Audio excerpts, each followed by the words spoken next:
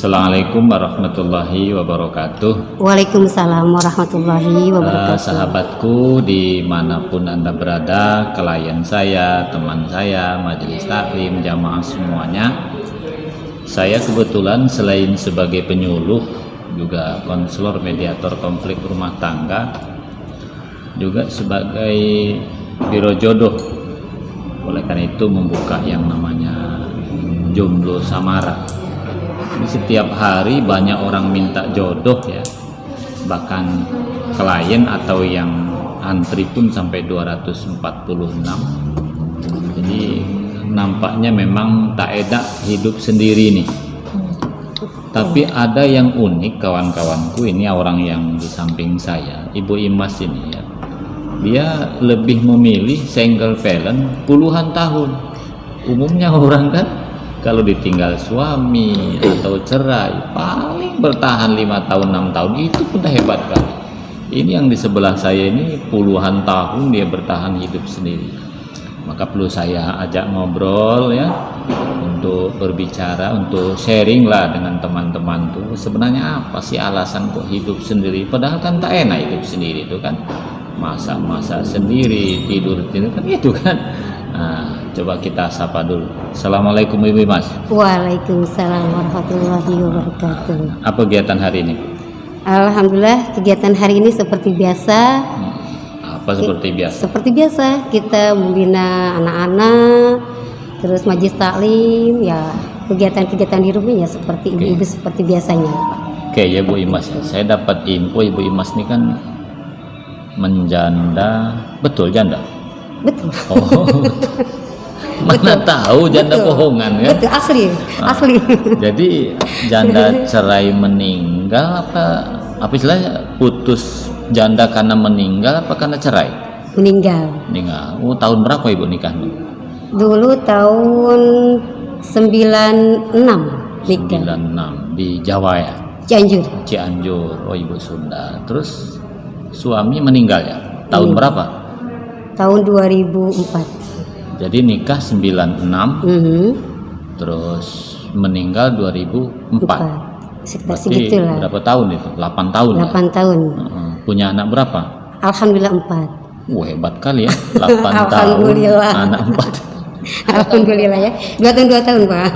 2 tahun. Jadi 2004 meninggal. Iya. Di mana meninggalnya? Di Cianjur juga. Di Cianjur. Terus sekarang tahun 2021 ya.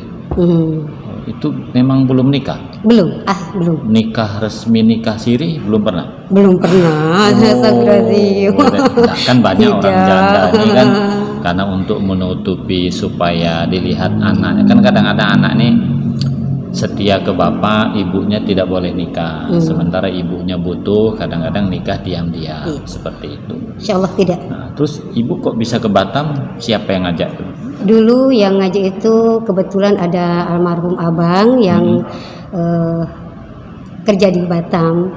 Terus juga ada adik-adik juga. Jadi berarti duluan abang dengan adik? Iya. Oh iya. Karena waktu itu kondisi yang single, 1 tahun sesudah meninggal, jadi istilahnya hijrah ke Batam untuk berniat untuk mencari rezeki untuk anak-anak. Oh, demi anak. Coba Bu Imas, orang ini kan rata-rata apa ya? Saya lihat ya, karena yang selalu berhadapan dengan saya itu paling bertahan hidup sendiri ini ya 2 tahun, 3 tahun, 4 tahun. 4 tahun dah hebat ya. Kalau laki-laki kuburan istri istilahnya masih basah pun nyari lagi dia. Wajar itu. Iya, wajar. Manusia biasa. Nah, sekarang saya tanya dong Bu Imas, apa alasan pokok Ibu Imas nih kok tak mau nikah lagi? Padahal bolak-balik saya tawari kan. Ya Allah. Iya. Sekarang apa alasan yang paling mendasar? Kok rela, kok mau itu hidup saya? Mesti yang sudah meninggal ya sudahlah kan, tinggal kita doakan. Iya. Apa menurut Ibu Imas? Apa Karena anak tidak mengizinkan, apa kira-kira? Kalau anak sih dari dulu juga sudah ngasih izin ya. Apalagi orang tua, istilahnya ibu tuh udah berapa kali menyuruh untuk menikah lagi. Adik-adik juga seperti itu, saudara-saudara juga. Begitu juga anak-anak, mereka mau support supaya ibunya itu harus ada yang melindungi, istilahnya seperti itu. Terus kok nekat kan Mas? Bukan masalah nekat Pak, bukan masalah nekat, tapi ada apa ya Pak? Kalau dibilang ini janji hati, janji Dengan almarhum maksudnya? Janji hati. Saya lebih memilih untuk menjadi single selama 17 tahun. Ya, 17 tahun ya, karena waktu itu kan yang paling kecil masih kecil ya, waktu tinggal itu. Jadi lebih baik untuk bersama anak-anak daripada kita membiarkan anak-anak mungkin terbengkalai. Tapi alhamdulillah selama 17 tahun itu tidak terasa bahwa saya itu seorang single. Saya nggak merasa jadi single malah. Justru saya merasa bahwa saya lah orang yang paling enak di dunia ini, dikasih kesempatan sama Allah. Saya harus mengurus anak-anak yang selama 17 tahun itu, itulah mungkin rezeki dari Allah, itulah ya. Tapi kalau menikah ya bukan berarti kita melakukan rezeki Allah juga, tetapi kita lebih memilih, lebih mendominasikan ke anak-anak, karena anak-anak itu pada dasarnya butuh seorang ibu. Karena saya berpikiran bahwa madrasah pertama untuk anak-anak itu adalah seorang ibu. Berarti ibu ini lebih memilih untuk setia ya. Wah, itu termasuk jarang Mas. Ibu bayangkan, ibunya mengizinkan, saudara mengizinkan, anak mengizinkan. Ini mungkin termasuk salah satu keajaiban. Iya betul ya. Kadang jarang orang yang seperti itu. Atau mungkin nggak laku, bisa juga nggak laku. Karena mereka gini, beli 1 dapat 4, mereka nggak mau bapak-bapak itu bonusnya. Kemudian yang begini Ibu ya, saya ingin nanya nih, ibu ini kan punya anak 4, ayah kan sudah tidak ada juga. Itu bagaimana cara menghidupi anak bisa, katakanlah kalau sukses itu relatif ya, minimal bertahan anak sampai sekolah, itu bagaimana caranya? Alhamdulillah semuanya kita serahkan sama Allah. Diserahkan sama Allah. Semua Allah. Anak-anak itu sejati milik Allah, dan suami itu pun milik Allah. Jadi saya itu tidak terlalu ketakutan untuk menghadapi ini kan ujian atau namanya musibah atau ini. Ketika kita ridho atau kita ikhlas, apapun yang diberikan kita terima aja. Jadi ketika anak-anak mungkin biaya sekolah dari mana, orang juga bertanya juga, tuh anak-anak biaya dari mana? Terus tadi di mana, seperti itulah. Saya tidak pernah berpikiran nanti anak ini, karena anak itulah udah dikasih rezeki sama Allah, udah masing-masing anak dikasih rezeki sama Allah, jadi tidak pernah merasa takut dengan hal yang masalah sekolah atau rezeki itu, enggak apa-apa. Insya Allah itu Allah yang mencukupi semuanya. Ibu Imas tuh apapun yang terjadi tenang aja dari dulu seperti itu. Coba saya tanya, ini apa kegiatan kita sehari-hari untuk menghidupi anak minimal? Kegiatan sehari-hari dulu saya ngajar sambil buat kreativitas, apa aja yang bisa dibuat, yang bisa menghasilkan uang, ya yang penting uang itu halal gitu, yang bisa dijadikan halal untuk mencukupi kebutuhan anak-anak. Karena kalau kita lihat dari matematika Allah dengan matematika kehidupan kita kan susah, nggak mungkin. Karena ketika kita digaji dari sekolah mungkin 1,5 juta atau 1 juta per bulan.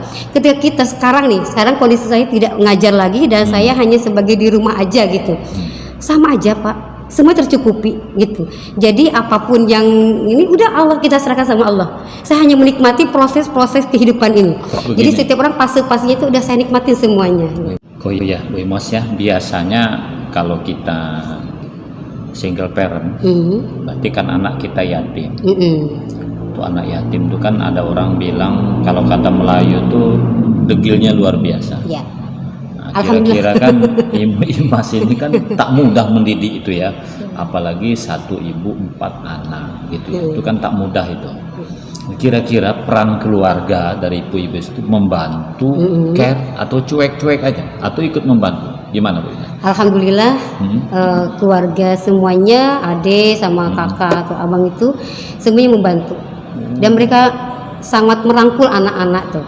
Jadi anak-anak itu dibantu dari mulai biaya sekolah sampai ya kadang-kadang kalau kekurangan dari makan sehari-hari, terkadang mereka membantu. jadi Dan mereka menganggap wajar Bu Imas anak tidak saya itu hidup sendiri ya? Iya, anak saya itu seperti anak mereka.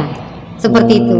Luar Jadi dari dulu. Jadi mungkin ini sebagai kasih sayang dari almarhum ibu juga. Beliau mendidiknya seperti itu dan beliau mengajarkan bahwa saya menjadi seorang single parent itu bukan keinginan, tetapi ini nih adalah keinginan Allah dan saya harus mengikuti keinginan Allah ini sesuai ya. Saya hanya bisa menikmati aja. Karena saya bersyukur sama Allah itu mempunyai saudara yang sangat care dan sangat peduli. Dan saya selalu mendoakan di setiap doa-doa yang saya panjatkan itu terkhusus untuk adik-adik dan saudara-saudara. Oke, Bu Kan itu Imas. yang sangat mensupport. Bu Imas, ini kan sudah 17 tahun. Iya, Betul ya? betul. Andaikan ada laki-laki ganteng, kaya, soleha, Soleh atuh. soleh, Iya. ya mungkin nanti pendengar ini ada yang yang nonton ini ada yang berminat ya, bisa minta alamatnya pada saya. Enggak. Saya ulangi Bu Imas, ganteng, kaya, soleh, bukan solehah ya. Iya. Ya menyatakan I love you dengan Ibu Imas nih. Kira-kira hati terbuka apa masih tertutup? Kayaknya yang mengatakan Allah itu banyak deh, Pak. Oh, yang mengatakan I love you banyak. Terus Banyak deh, Makasih maksudnya ya. udah berapa orang ya. Iya. Terus gimana? Bahkan yang tahun kemarin itu ada yang datang ke rumah langsung tapi sampai sekarang masih ada yang menunggu loh, Pak. Aduh. Iya. Tapi insya Allah enggak lah, Pak. Enggak. Oh, luar biasa kawan-kawan. Enggak. Jadi saya bilang tadi ganteng, kaya, soleh. Tapi saya kira kalau ada teman-teman berminat meruntuhkan hati Ibu Imas, bisa lapor saya lah nanti ya. Lapor anak-anak. Iya. Sekarang gini Bu Imas, orang ini kan banyak yang minta jodoh ke saya nih. Oh iya. Alasan demi anak khawatir masa depannya Iya. terancam dan segala macam gitu ya. Coba saya minta Ibu Imas lah ngomong, nasihati orang-orang kawan-kawan saya, ikhtiar mencari jodoh, jangan sampai putus kalau memang itu masih berkeinginan. Betul. Tapi jangan sampai berputus asa seolah-olah kok nasib saya jelek. Nah, kira-kira cobalah Ibu Imas bicara dengan kawan-kawan yang masih janda atau duda, bagaimana bertahan hidup dengan hidup sendiri. Kan belum tentu juga semua yang ikhtiar cari jodoh itu akan berhasil kan. Iya, betul, Andaikan betul. gagal, apa saran-saran dari Ibu Mas kepada kawan-kawan? Oke, baik. Untuk teman-teman semuanya yang masih sekarang masih mencari jodoh atau pendamping hidup, atau yang sudah janda mencari pendamping hidup lagi, jangan pernah takut dan jangan pernah putus asa. Karena sejatinya jodoh itu ada di tangan Allah. Jadi ketika kita diuji menjadi seorang single parent atau menjadi duda, kita harus yakin apapun yang Allah berikan itu adalah udah kita nikmati saja. Jadi walaupun untuk rezeki itu udah diatur semuanya sama Allah. Anak-anak itu milik Allah dan suami adalah milik Allah. Kita pun milik Allah. Jadi semuanya serahkan sama Allah. Tidak ada yang harus kita takutin. Ketika kita yakin sama Allah, apapun yang menimpa ujian kita, insya Allah ketika kita ridho, Allah akan merangkul. Jadi menjadi seorang janda itu sebetulnya enak. Betul, menjadi seorang janda itu. Ketika kita lebih dekat dengan Allah dan kita merasakan ridho dalam diri kita apa yang udah Allah takdirkan, itu nikmat sekali. Nikmatnya apa? Kita lebih leluasa, lebih dekat dengan Allah. Dan kita lebih mencintai Allah itu ketika kita melihat bagaimana perkembangan anak-anak kita dan keluarga kita. Itu aja sebetulnya. Dan kita lebih mengawas diri, siapa diri kita sebetulnya gitu. Mungkin seperti itu. Dan saya hanya mensupport kepada teman-teman, kepada seorang single parent ya yang ada di luar sana yang masih single dan mencari. Jangan mencari. Jodoh itu Allah yang ngasih. Kalau seandainya Allah yang ngasih jodoh, itulah jodoh yang terbaik. Kalau kita mencari ketika kita gagal lagi, nah itu yang akan bahaya untuk kita. Seperti itu. Oke, baiklah Ibu Imas ya. Saya ingin tanya, apa kegiatan Ibu Imas hari-hari sekarang? Hari-hari yang bukan kehidupan cari uang ya. Apa majelis taklim atau apa? Ada? Ada. Kami ya seperti biasa di hari Rabu ya pengajian rutinan, hari Senin pengajian rutinan, hari Selasa, hari Rabu, hari Kamis kegiatan-kegiatan seperti itu. Dan setiap hari Ahad kami ada binaan untuk anak-anak yatim. Saya alhamdulillah saya dikasih kesempatan oleh Allah untuk membina anak-anak yatim sekecamatan Batam Kota. Jadi alhamdulillah yang jadi binaan itu udah ada 56 anak. Alhamdulillah. Banyak ya? Ya, jadi setiap hari Ahad itu kami kumpulkan anak-anak itu di rumah untuk dibina ya, karena jadi, apa? Donatur dari orang? Donatur ya dari orang, terkadang ya kita mengeluarkan juga ya, namanya sedekah. Terus ada juga untuk binaan bunda-bunda yatim. Jadi untuk menyemangati mereka. Macam mana bunda yatim? Bunda-bunda itu ya anaknya mamanya, orang tuanya, supaya mereka tidak merasa sendiri. Gitu seperti itu kegiatannya. Baiklah Bu Imas ya. Jadi kawan-kawan dimanapun Anda berada, saya hanya ingin menyampaikan bahwa menjadi seorang janda bukanlah aib ya, tetapi ini adalah seorang pejuang.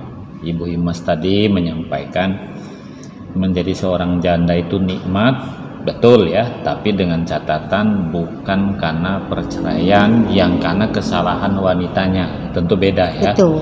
Kalau janda misalnya kesalahan dari suami atau suami meninggal, biasanya memang bisa nikmat. Artinya kalau misalnya suami yang salah bisa terlepas dari harimau, bisa seperti itu. Tapi kalau karena meninggal kan karena takdir. Tapi kalau karena wanitanya salah, biasanya cerai menjadi janda juga akan tersiksa. Mengapa? Karena hati nurani juga akan bicara, saya salah. Memang ketika mau cerai dia senang, tapi setelah terpisah dia menderita. Bukan menderita karena hidupnya susah, tapi karena merasa bersalah. Pada akhirnya kan hati nurani kita bicara. Itu satu pesannya ya kepada teman-teman. Yang kedua, ternyata ada ilmu the power of kepepet ya. Hidup ini kalau kepepet apapun bisa dilakukan. Jadi betul kata pepatah, kalau laki-laki ditinggal istri, punya anak 3, dia tak akan bisa menghidupi anak tanpa seorang istri. Betul. Makanya seorang laki-laki, kawan-kawan, kalau bini mati ya cepat nikah, karena memang tak bisa menghidupi anak. Ya gimana coba, mau nyuci piring segala macam. Tapi itulah kelemahan laki-laki ya. Tapi kalau seorang wanita ya biasanya demi anak ya dia harus cari mak. Kalau laki-laki, kalau wanita beda, demi anak tak perlu cari bapak. Memang itu faktanya dalam kehidupan sehari-hari ya. Jadi oleh karena itu kawan-kawan, khususnya yang wanita yang belum mendapat jodoh ya, tak usah terlalu khawatir dalam masalah kehidupan, karena hidup ini kan hanyalah sementara ya. Buktinya Ibu Imas nih anak pertama sudah ada yang nikah ya. Udah punya cucu saya. Udah cucu malah. Punya cucu. Umur berapa sekarang Bu Imas? Sekarang udah tua. Berapa? 45. Oke, jadi luar biasa. Yang anak kedua sudah belum nikah ya, sudah mandiri lah, seperti itu. Anak ketiga masih kuliah. Yang terakhir ya, SMA kelas 2. SMA. Nah, jadi kegiatan beliau ini ternyata selain mencari kehidupan untuk membesarkan anak, juga banyak kegiatan sosial ya. Mungkin teman-teman nanti yang melihat video ini ada yang menyumbang tadi itu, nyumbang dalam bentuk apapun ya, silahkan hubungi langsung beliau, bisa melalui saya. Mana tahu dengan sumbangan yang diberikan bisa dapat emaknya juga, bisa dapat Ibu Imas juga kan. Ya siapa tahu, bayangkan kan enak mendapat Ibu Imas nih, orangnya setia ya, kemudian segala macam, tetapi semua tergantung Ibu Imas sendiri. Saya kira itu kawan-kawannya, sekedar berbagi. Jadi single parent itu nikmat sekali katanya. Cukup sekian. Wassalamualaikum warahmatullahi wabarakatuh. Waalaikumsalam warahmatullahi wabarakatuh.